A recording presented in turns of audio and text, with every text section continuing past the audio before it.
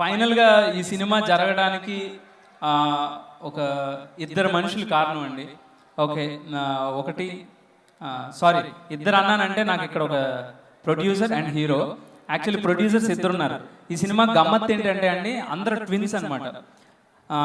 రవిశంకర్ గారు, నవీన్ యార్నేని ఇద్దరు, వివేక్ మర్విన్ ఇద్దరు, ఇంకెవరు అవినాష్ కొల్లా గారు, శ్రీను అని ఆ డైరెక్టర్ ఇద్దరు. అందరూ డ్యూయోస్ ఉంటారు ఎక్కువ. సో నేనైతే I want say my Ram గారు ఒప్పుకుంటారులేదు తెలీదు. నేనైతే ఏమంటున్నానంటే నేను రామ్ గారు ఒక డ్యూయో ఈ సినిమాలో. సో ఎందుకంటే నేను చూడండి ఆయన ఏది అంటే ఆయన చూడండి నేనేం చూడలేదు.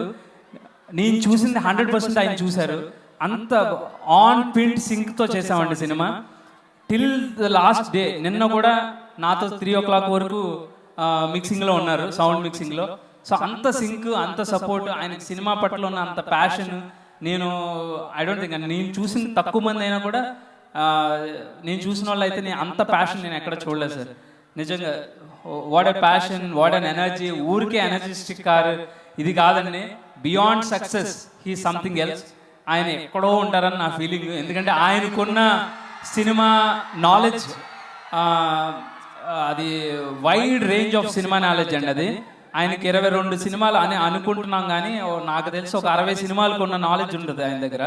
సో నేను ఎప్పుడూ ఒకే మాట చెప్తూ ఉండేవాడిని, నా బిగ్గెస్ట్ ఛాలెంజ్ ఏంటంటే సార్, మీ ఎక్స్పీరియన్స్ని నేను ఎంత వాడుకోగలనా అనేది నా challenge.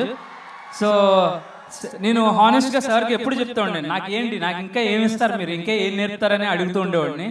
So whatever it is, final ప్రోడక్ట్కి వచ్చేటప్పటికి we think we did something very beautiful sir.